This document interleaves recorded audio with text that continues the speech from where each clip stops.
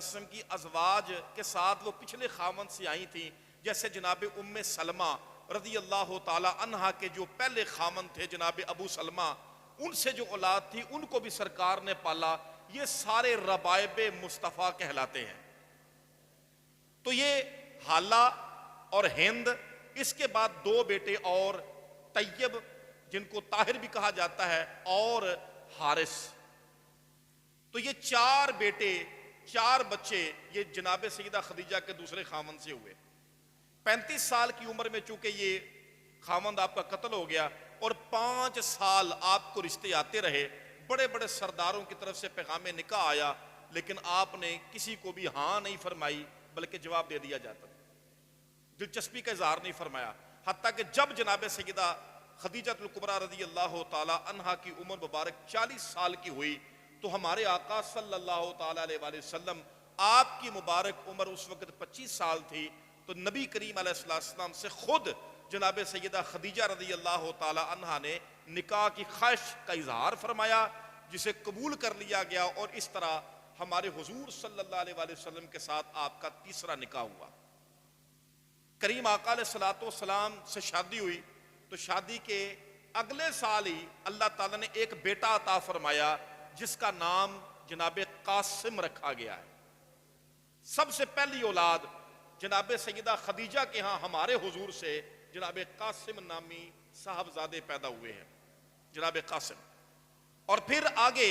4 سال تک کوئی اولاد پیدا نہیں ہوئی، حتیٰ کہ جناب سیدہ خدیجہ رضی اللہ تعالی عنہا نے جب حضور کی عمر مبارک 30 سال ہوئی، تو جناب سیدہ خدیجہ نے جناب زینب رضی اللہ تعالی عنہا کو پیدا کیا۔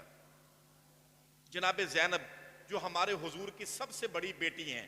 جن کو حضور نے فرمایا میری سب سے محبوب بیٹی اور میری ساری بیٹیوں میں سے افضل ترین بیٹی، جیسا کہ صحیح حدیث میں موجود ہے۔ جناب زینب رضی اللہ تعالی عنہا پیدا ہوئیں، پھر ان کے بعد ایک بیٹا اور پیدا ہوا جس کا نام عبداللہ رکھا گیا، اور پھر آگے جناب رقیہ پیدا ہوئیں، اور 34 عمر میں، سرکار کی 34 سال کی مبارک عمر میں جناب ام کلثوم پیدا ہوئیں، اور حضور نبی کریم علیہ السلام کی مبارک عمر جب 35 سال کی ہوئی، تو جناب سیدہ خاتون جنت جو تمام امت کی عورتوں کی سردار اور افضل ترین خاتون ہیں، جناب فاطمہ الزہرا بتول رضی اللہ تعالی عنہا پیدا ہوئی ہیں۔ تو یہ سرکار کریم آقا علیہ السلام کی ساری صاحبزادیاں، 4 کی 4 صاحبزادیاں اعلان نبوت سے 5 سال پہلے تک پیدا ہو چکی تھی۔ پھر آپ کے ایک بیٹے جو روایتوں میں اختلاف ملتا ہے، جن کو جناب طیب بھی کہا جاتا ہے، جناب طاہر بھی، ابھی میں بیان کر چکا ہوں، جناب سیدہ خدیجہ کے دوسرے خاوند سے بھی ایک بیٹا پیدا ہوا تھا جس کا نام طاہر کتابوں میں ملتا ہے، بعض نے طیب بھی لکھا ہے۔ اس کے باوجود ایک بیٹا نبی کریم علیہ السلام سے بھی ایسا پیدا ہوا جس کا نام طیب رکھا گیا، جسے طاہر بھی کہا جاتا ہے۔ وہ جو پہلا بیٹا طیب یا طاہر نامی تھا جناب سیدہ خدیجہ کے دوسرے خاوند سے، وہ جی نہیں سکا، وہ پیدا ہوتے ہی فوت ہو گیا، نام اس کا کتابوں میں یہ ملتا ہے۔ امتاع الاسماء والوں نے یہی نام لکھا۔ پھر نبی کریم علیہ السلام کے صاحبزادے جن کا نام جناب طیب یا جناب طاہر رکھا گیا تھا، یہ پیدا ہوئے ہیں حضور کے اعلان نبوت کرنے کے بعد، جب ہمارے حضور کی عمر مبارک 40 سال کی ہوئی ہے۔